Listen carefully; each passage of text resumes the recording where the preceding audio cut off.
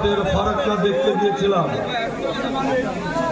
সেই ফারাক্কায় গিয়ে দেখলাম ফারাক্কা বাঁধের ওপারে ভারতের অংশে পানিতে পানিতে পূর্ণ, আর ফারাক্কা বাঁধের এই পাশে পদ্মা নদী শুকিয়ে মরুভূমি হয়ে গেছে। আমার প্রাণটা কেঁদে উঠল। আমরা রাজবাড়িতে ঢাকায় যাওয়ার সময় পদ্মা নদী যখন পার হই তখন দেখি যে পদ্মা নদীর কি বেহাল অবস্থা, গোটা পদ্মা শুকিয়ে গেছে। এই পদ্মা আমাদের বাংলাদেশের অর্থনৈতিক উন্নয়নের প্রধানতম নদী। আজকে এখানে আমাদের লালু ভাই আছেন, উত্তরবঙ্গের মানুষ। কয়েকদিন আগে আমি দেখলাম তিস্তা বাঁধের কারণে পুরো উত্তরবঙ্গ শুকিয়ে গেছে। উত্তরবঙ্গের লাখো লাখো হেক্টর জমিতে ফসল হচ্ছে না, মানুষ দিনে দিনে দরিদ্র হয়ে যাচ্ছে। সেখানে আমাদের মহাসচিব গেছেন, আমাদের নেতৃবৃন্দ গেছেন, আমাদের দলের ভারপ্রাপ্ত চেয়ারম্যান জনাব তারেক রহমান বক্তব্য রেখেছেন। ওখানে একটা স্লোগান দিয়েছে, জাগো বাহে উঠে সবাই। আমি আজকের নেতৃবৃন্দ এখানে আছেন, তার সঙ্গে আমি আপনাদের সবাইকে বলতে চাই, তিস্তার সমস্যার মতোই আমাদের এই অঞ্চলের সমস্যা। পদ্মা নদী শুকিয়ে যাচ্ছে, সে কারণে আমাদের এখানে বিএনপিকে আজকে দায়িত্ব নিতে হবে। যেমনি করে তিস্তার পারে লক্ষ লক্ষ মানুষ একত্রিত হয়ে আজকে ভারতের এই বাঁধের বিরুদ্ধে আজকে কথা বলছে। তিস্তা অনুযায়ী অনেকগুলো নদীতে বাঁধ দিয়ে ভারত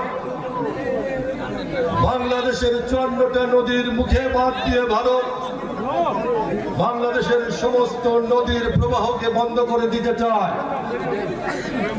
যেমনি করে আজকে তিস্তায় আন্দোলন হয়েছে, আমি অনুরোধ জানাবো আমাদের এই অঞ্চলের মাটি মানুষ, এই অঞ্চলের সমস্ত এলাকার উন্নয়নের জন্য আজকে আমাদের এখানে আন্দোলন গড়ে তুলতে হবে। ফারাক্কা আমাদের পানি দেয় না, কিন্তু আমি জানি 1991 সালে দেশনেত্রী বেগম খালেদা জিয়া যখন সরকারে ছিলেন তখন তিনি সিদ্ধান্ত নিয়েছিলেন এই রাজবাড়িতে একটা পদ্মা ব্যারেজ হবে। ব্যারেজটা কি? বর্ষার সময় যখন পানি ভারত ছাড়তে বাধ্য হবে, সেই পানি আমরা এই রাজবাড়িতে একটা ব্যারেজ করে আটকে রাখবো। তার একটা স্থান নির্ধারিত হয়েছিল পাংশায়।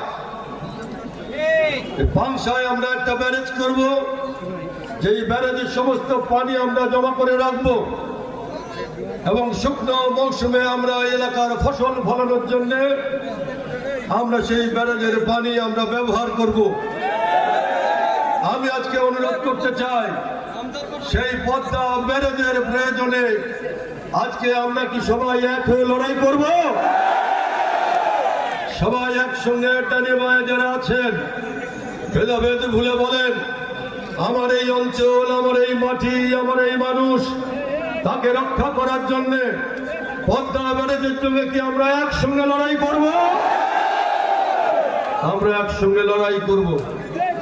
বন্ধুরা আমার, ওই উত্তরবঙ্গের ওই স্লোগানটি আমরা আমাদের এখানে আমদানি করতে চাই, জাগো বাহে উঠে সবাই। বলেন, জাগো বাহে, জাগো বাহে উঠে সবাই।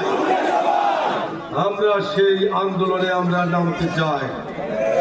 আরেকটি কথা বলতে চাই, আমাদের দীর্ঘদিনের দাবি ছিল পদ্মা ব্রিজ। সেই পদ্মা ব্রিজ আমরা চাই না। এই যে আমার ডানে যারা আছেন চাই কিনা বলেন? পদ্মা ব্রিজ আমরা চাই। পদ্মা ব্রিজ বেগম খালেদা জিয়া করতে চেয়েছিলেন 2001-এ। এই রেলওয়ে ময়দানে যেদিন বেগম খালেদা জিয়া এসেছিলেন, লক্ষ মানুষের সামনে তিনি বলেছেন এখানে পদ্মা সেতু দরকার।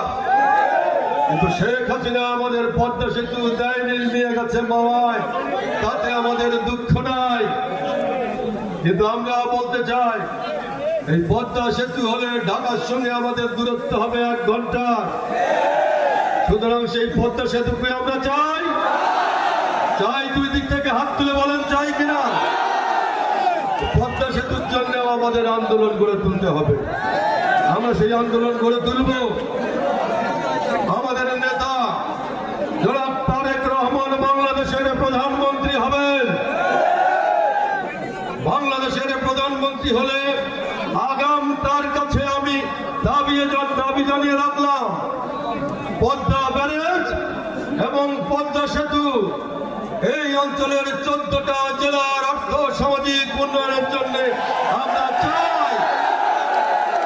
আমার নেত্রী সভা ভাই, আমার নেতা লালু ভাই, তার মাধ্যমে আমি বলতে চাই, দয়া করে আজকের এই বিশাল জনসমাবেশের এই আকাঙ্ক্ষাকে আপনি লন্ডনে আমাদের নেতা জনাব তারেক রহমানকে পৌঁছে দেবেন। এইখানে যত মানুষ আছে তার 5 গুণ মানুষ বাইরে আছে। সবাই আমরা রাজি আমাদের এই দাবি আদায় করার জন্য। বন্ধুরা আমরা লড়াই করেছিলাম ভোটের অধিকারের জন্য। দীর্ঘ 17 বছর আপনারা লড়াই করেছেন। এখানে ডানে বামে যারা আছেন, রাস্তায় যারা আছেন, সবাইকে নির্যাতন ভোগ করতে হয়েছে। আমরা ভোটাধিকার পাই নাই। জুলাই বিপ্লবে ছাত্র জনতার অভ্যুত্থানে আমাদের এই শেখ হাসিনা পালিয়েছে ভারতে।